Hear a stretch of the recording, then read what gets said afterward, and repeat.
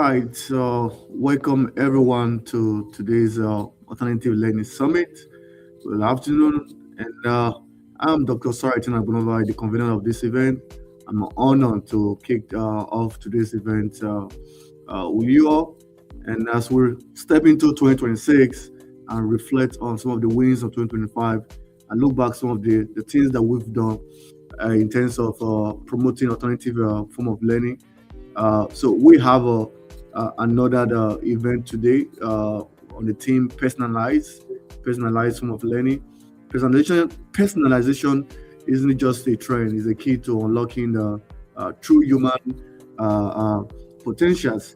So let's dive into this area. Let's explore some of the potentials that people could actually gain in terms of other form of learning.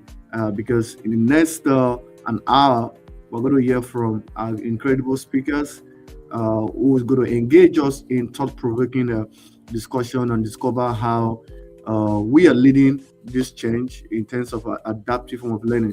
So in order to do this, I'm going to invite our moderator for today's event, Fortunate, who is going to introduce our speaker and also share more light on today's event. So you're welcome to the podium. Thank you so much. Hello, everyone. I hope you are all doing well. Thank you for joining today's Alternative Learning Summit. The topic for today is Reimagining Success, where we will be diving deep into personalized path for you. My name is Fortunate Zama. I will be moderating today's event.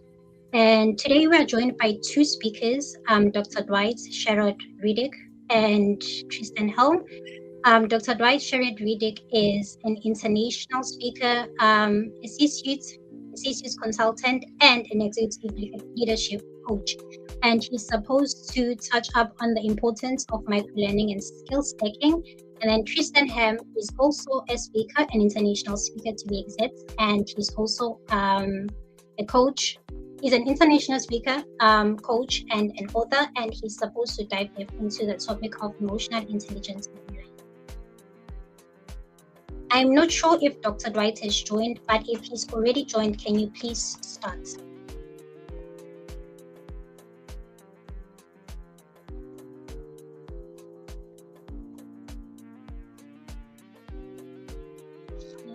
I think we need to go over to the next speaker. It's not here yet.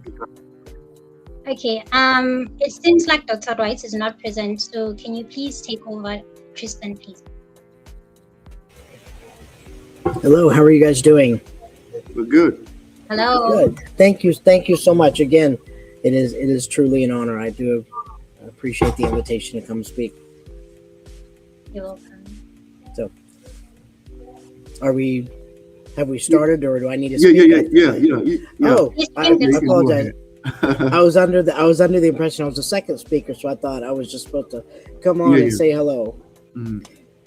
So, I have been asked. I've been fortunate to be asked and requested to speak by Fortunate on emotional intelligence, and it's a very important topic of mine.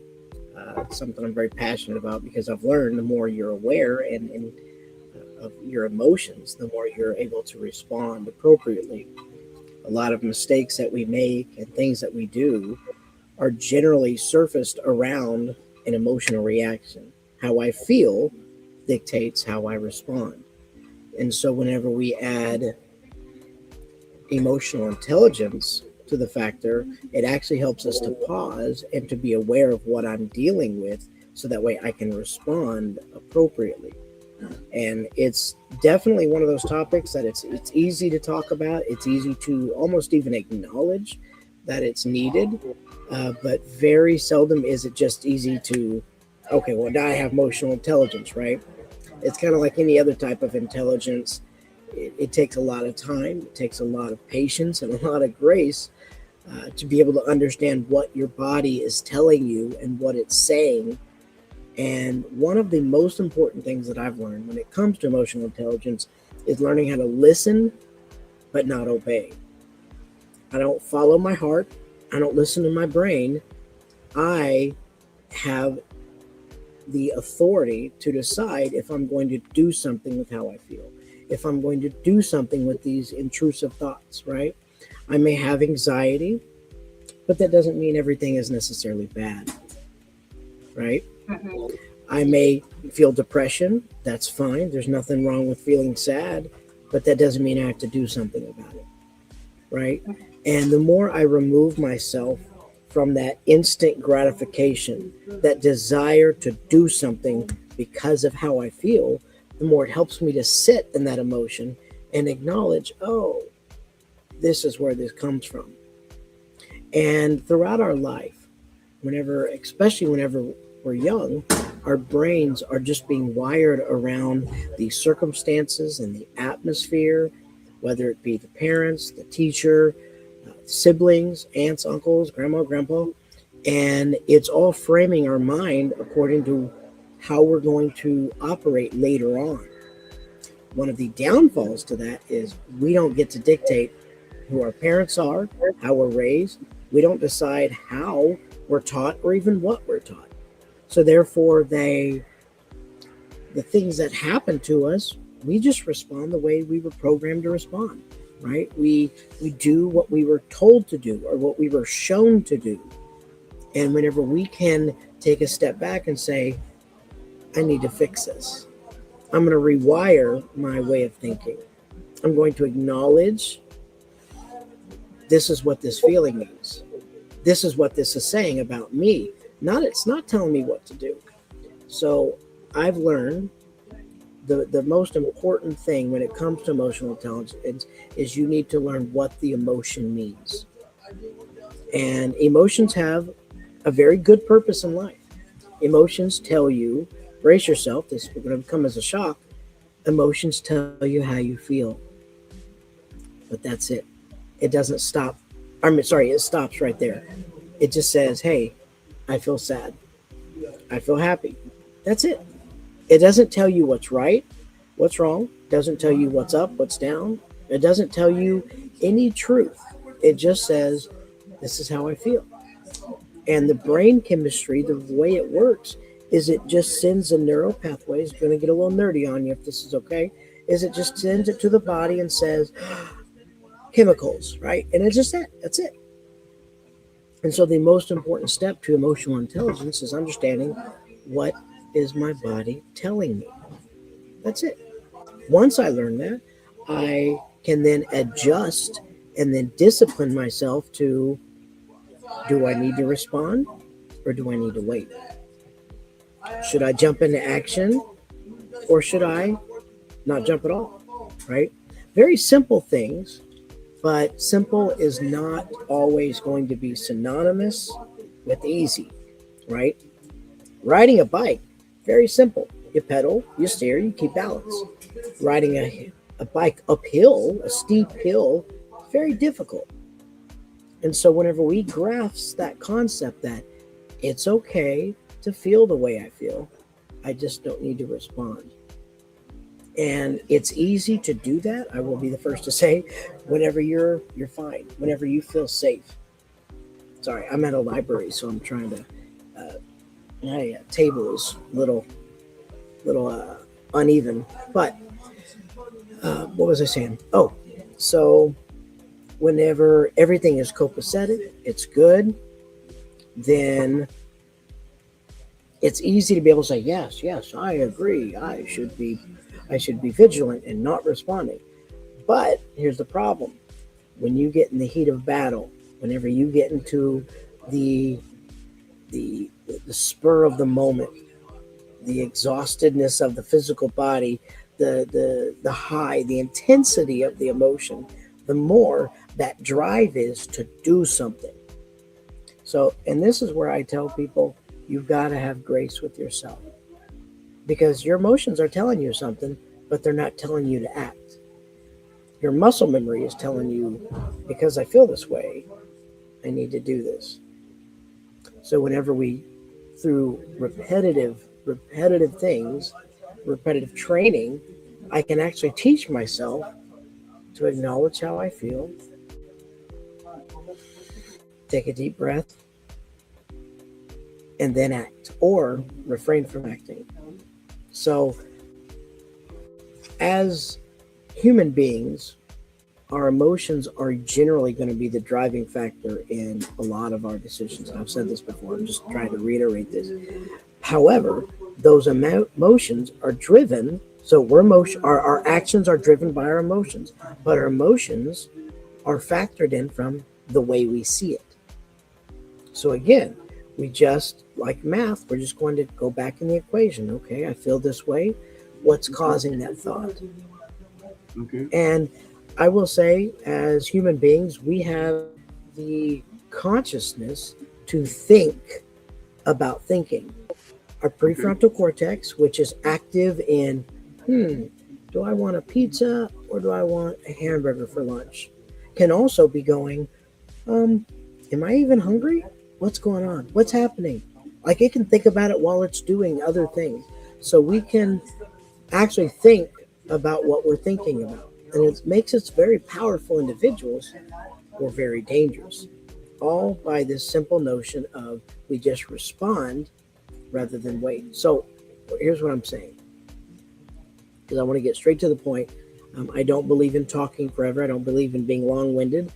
Our attention spans generally aren't long enough to retain all that information, but I do believe in the principles and the simples.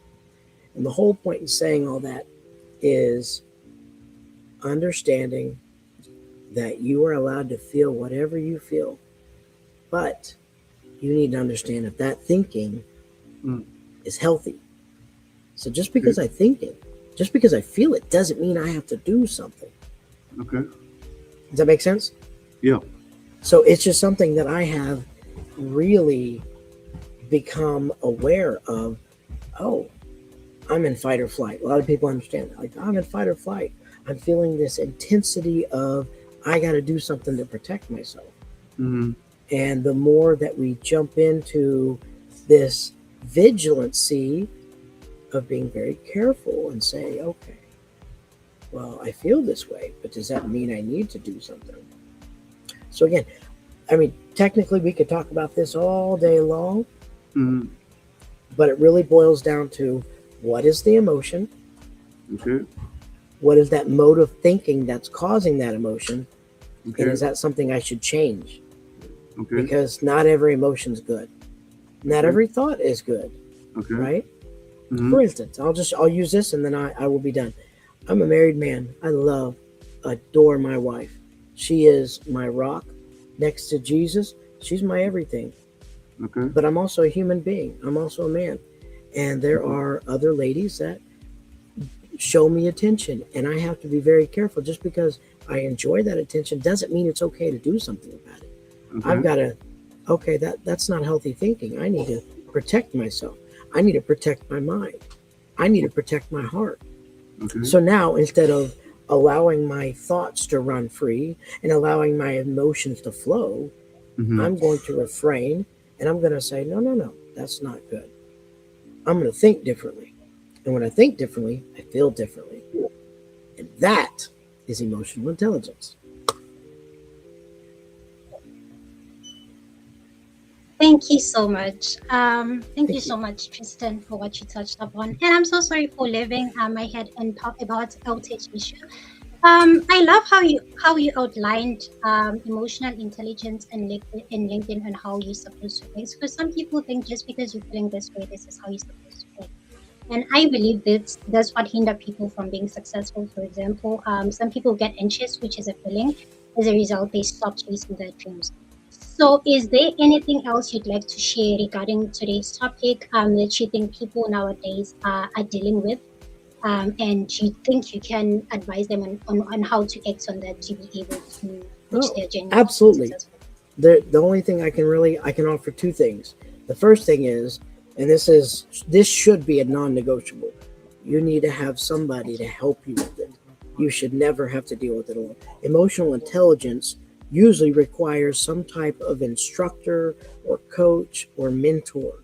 Again, this should be a non-negotiable. If you want to grow in your emotions, if you want to become emotionally intelligent, you need to understand what that is. And the best way to understand it is someone who knows what they're talking about. The second thing is, I do that. I offer that. I don't charge very much. I charge what's necessary. But if you Google my name, Tristan Helm, or as my name is titled right here, Helm Mastery, that brings up all my information. That brings up how to set an appointment with me. That brings up what I do, who I've helped, how I've helped, has testimonies, pretty much has everything. You type in Helm Mastery right there, and it'll pull everything up that is what I do. Thank you so much. And again, thank you so much for the opportunity to be able to come and share my heart. You're welcome. Thank you so much. Yes, ma'am. Now we're moving back to Mr. Osaratin. Can you please share some words with us also?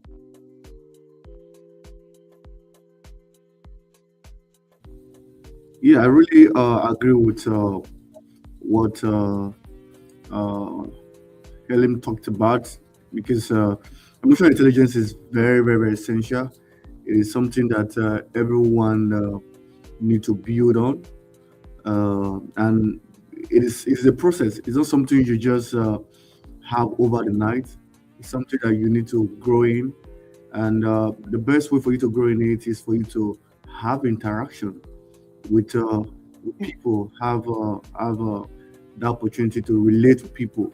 You cannot say that I went to a boot camp or took a course on emotional intelligence, so it therefore means that you're not emotionally intelligent. No, it is practical oriented. It is something that you need to be doing often, because you're relating with people, diverse people, and looking at the age where we have AI, artificial intelligence, and all of that, there comes a point where emotional intelligence becomes a very important commodity for the world to live up to, because these machines still needs someone who has the ability to manage several emotions in order to get the desired result.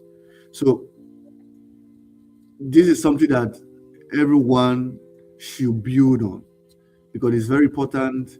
Like our speaker talked about, even relating with loved ones, your spouse, your children, your friends, family, brothers, sisters, and all of that. You need some level of emotional intelligence. You need to build on it. I'm actually writing a book on that, emotional intelligence, how people could actually. I have a previous book on it. I'm writing another book just to expand on how people who want to go into business could actually benefit from it, because every day you relate with people, and everyone cannot be like you. You need to deal with people case by case.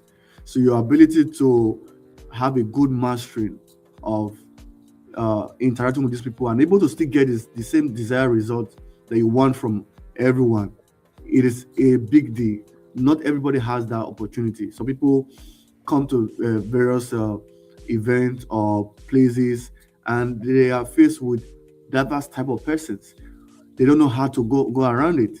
So your ability to uh, exert your own skill set, which is emotional intelligence, and able to deal with these people, interact with them at their own level, to their own understanding.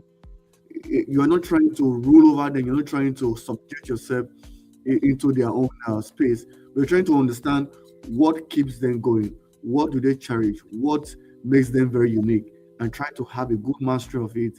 And before bringing even some of the things that you are even interested in, and when you put these things together, you measure together, it's called that desired result you're looking out for in that person. You're able to get it because you took out time to understand the person, the level. It could be a child, it could be a young adult, it could be someone who's older and everything. You want to kind of understand this person, the personality trait. You want to see what keeps this person, what the motive behind this person's action, and all of that. Once you're able to understand all of this, thereafter you can now look at your outcome, what you want to get at the end of the day. And when you put that all this together, definitely you're able to get along with someone who people feel that this person, nah, you can't get along with it, this person is very difficult. But because you took out time to understand them, That's what, in my own opinion, the emotional intelligence you're already building. So it's a quotient.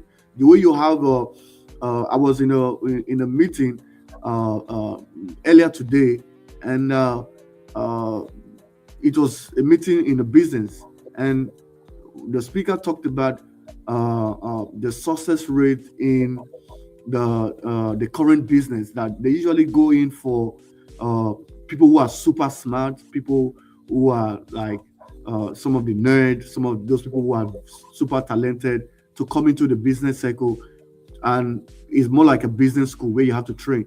It's one that they didn't do very well because why? These persons don't have the patience to deal with the diverse behaviors that these students or these learners who are trying to become an entrepreneur exhibit. So at the end of the day, discover that they prefer those who have been able to build their emotional intelligence, not just their intelligent quotient. People who are able to build their own emotional intelligence, and these are people they sought out for to be in their own business school, because these persons understand various behaviors in terms of, probably these learners are struggling with their family, they're having some social conflict at home and all of that, and they're bringing it to the classroom, they are bringing to the learning environment. But your intelligence, your IQ can only take you to a level where people will say, "Oh, wow, man, I've never heard this before." But can you deal with someone who is going through emotional distress, someone who is going through divorce, someone who's going through heartbreak, someone who's going through trauma, and all of that? These are things that throw people off balance, that make people feel as if they're no longer intelligent. Someone who is just, take for instance, someone who is going through some divorce. This person may be super intelligent, but at that point, some tasks that was so easy to execute may not be able to execute it, because why? Emotions are in there. So your ability to understand this emotion and talk the person out of it, and try to make the person see a brighter part of what they're doing, is a big deal. Not just you exerting what you've known. It goes beyond just what you know. You need to understand people. So that is my own opinion as regarding the subject. So, and I'm glad that our speaker talked more about it. And so, if you really want to learn more, I'm sure is social media or a platform is out there. You can book our audience. You can book a one-on-one meeting with him, book a session with him, and try to learn more, because he's an expert in that area.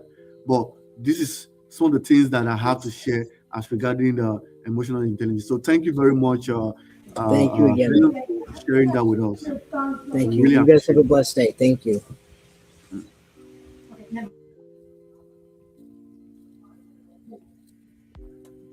Thank you so much, Mr. Osaratin. Are there any questions you'd like to ask Mr. Tristan before he leaves? Because I noticed that he said he has something to attend. Yeah, there are some few questions that we got from some of our audience who were able to send the question ahead of time. So I'm just going to read out. So this is coming from Facebook. It's a power. It says, how can online learners recognize and manage their emotion when faced with challenging coursework or technical issues? This is coming from Facebook. Yeah.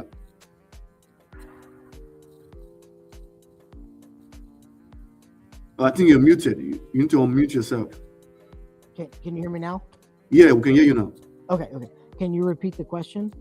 Oh, he says, from Facebook, he said, how can online learners, those who are learning online, recognize and manage their emotions when faced with challenging coursework or technical issues? Well, I would say the best way to learn, obviously, is YouTube, and then finding that coach, especially when it comes to online, because I want to say the proof is in the pudding. You find out the people who are actually doing it, the people who are living what they teach, but definitely needing to find like a mentor, somebody to help coach you. And the beauty of technology is your resources actually, they open up. And so instead of it just being your inner circle or the people you talk to every day, you actually have instant access to anybody online.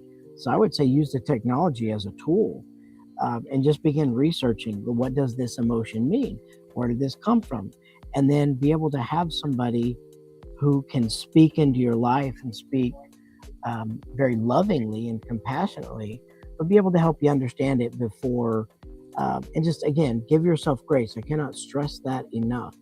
That you should always have grace with yourself when it comes to learning this, because you're going to mess up. You're not going to get it all right. You're going to have those outbursts or those instant decisions that you make, and you got to be very patient with yourself, and I want to say love yourself enough to say, you know what, it's okay, I did this wrong, but I'm going to learn next time.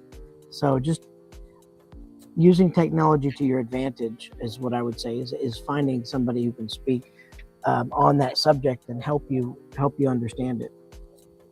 Okay.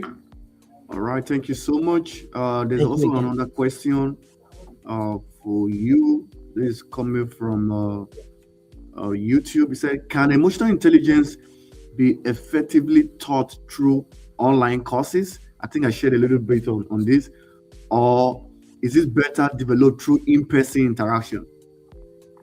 So this is just my preference. I prefer person-to-person interaction, because when you're with a human being, you can actually feel what they're feeling. You can talk with them and to see the facial expressions, the body language. But that's not always a realistic expectation. Like, it's not always, it doesn't have to be. Let me say that. It doesn't have to be in person. It's very helpful, but no, absolutely. Using technology like Zoom or StreamYard or even just Facebook chat. You can, if you have a relationship with that individual who's helping you, you can just be friends on Facebook and use that. So no, technology has come a long way, and it definitely opens up a pathway to get the help that you need. Okay. Hence why I have a website, and how anybody can go to my website and book an appointment with me for free. Yeah, thank you so much for that. I think just to add to that response that you shared, I think you could go online for the person who asked that question. You should go online. You could take this course, but know that the actual emotional intelligence we're talking about has to deal with people. So the courses will just going to kind of give you a glimpse of what emotional intelligence it is, just some theoretical words, some of the techniques, some of the words, and all of that, the terminologies, so that when you experience it dealing with people, you can easily recognize. So you can do both, but don't forget that the main emotional intelligence we talk about is you interacting with people, and you cannot say you'll be able to build the emotional quotient by just one person. You have to deal with people. You have to deal with people who are complicated, people who are very, very tough, so that you can build your questions. So thank you very much, Helen, for sharing that. But we have another question again. This is coming from Facebook. It said, what warning signs should learners look at there if they are struggling with emotional well-being, and where can they seek support? So obviously the support comes from the coaching and the mentorship, but the early signs that you can look for is how intense the emotions are quickly. Like, how quickly am I getting upset? Okay. Why would I be upset about, such and such? Like, just evaluating, constantly constantly evaluating what you're feeling and where it could be coming from. Okay. And so my best answer would just be, look, the more you evaluate yourself and the more you evaluate what you're feeling, the more you are likely to be slow to respond and to evaluate, because it'll become a muscle memory. You'll be able to look at what you feel before you begin to respond, as opposed to, oh my goodness, why did I punch that person? Why did I yell and scream at them? So just taking your time and evaluating and being very vigilant in how you feel. Okay, that's good. There's also another question. This coming from LinkedIn. Oasis said, "How can online learning platform be designed to promote emotional safety, belonging, and community among learners?" I would say accountability.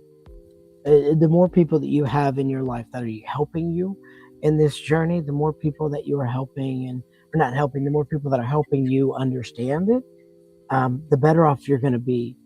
And again, Okay. that's why I've come to really enjoy technology because it becomes a very useful source of information and connection. Like I can connect with people all across the board. I mean, Okay. heck, without technology, we wouldn't be able to do this right here. Yeah. But it makes it accessible. So again, it's just using it to your advantage. It's being able to acknowledge that, hey, I need to learn this, and the more I learn, the better I'm going to become. Mm-hmm. Yeah. Yeah. You're right. You're right. It's there are so many tools out there that you could learn from. I'm also glad that you said your website is open for people to try to get to know you, try to see what you're doing, incredible job you're doing, and Thank you so see much. how they could also book a session. So you don't have any excuse. So Mr. Hem's platform is also one of those online platform that is designed to help people. So you already have seen someone who is right here before us, who is doing that stuff. So your question is actually directed to what he's actually doing. So reach out to him. You can go on our Eventbrite website to see to get his LinkedIn and other stuff, so that you could get an interaction. So thank you so much for sharing that. And we have another question. Says this from LinkedIn. Said, what strategy can instructors or mentors now use to build emotional intelligence in an online platform? I think this question is directed to, like, for someone who want to build an online platform, just like you have, what strategy will those person need to put in to build emotional intelligence? Since emotional intelligence, we're able to agree that it is more of person-to-person interaction. But for someone who is living from afar, who want to actually build, create an ecosystem, a community where people could actually start learning some of the ways they can build emotional intelligence, what strategy can that person, an instructor, a coach, or a mentor use? So I would suggest being able to build up a strong why. Like, why am I doing this? Why do I want to be a mentor? Why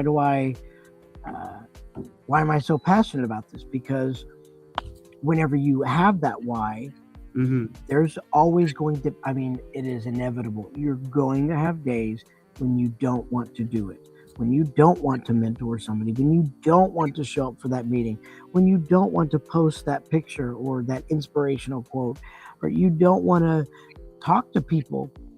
But if you have a strong why, it will actually help you push past that and to do it anyways, which again comes down to emotional intelligence. Is that you understand, I feel this way. It doesn't mean I'm going to do it though. Or it doesn't mean I'm not going to do it. I'm feeling drained and tired, so I'm going to replenish myself, but I'm going to go ahead and do that post. I'm going to go ahead and make that call. I'm going to go ahead and follow up with that appointment. So emotional intelligence can actually help you build the business, because you'll understand what it's saying and what each emotion means. Right. Sorry, the question is just coming. The question was supposed to be thrown at random. Moderator is having some technical issues. The question. I think I've asked this question. Since you want to look at it, I'm struggling with. Okay, I think I've asked this question.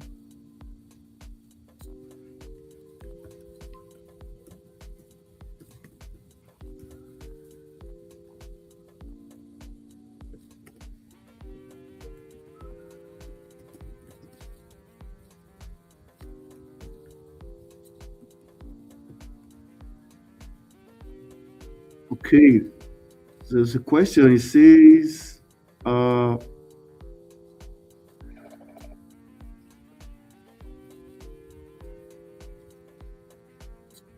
so what role can AI power to play in supporting emotional intelligence?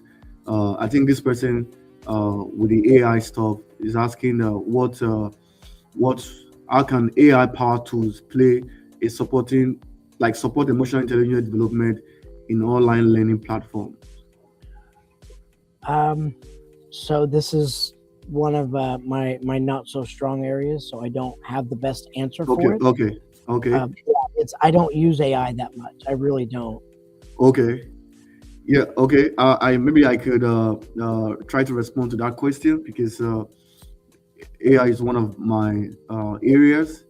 So I Awesome. think, yeah. So I think to that person who's asking that question,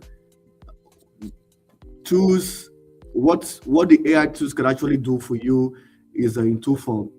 The first form is uh, to give you like an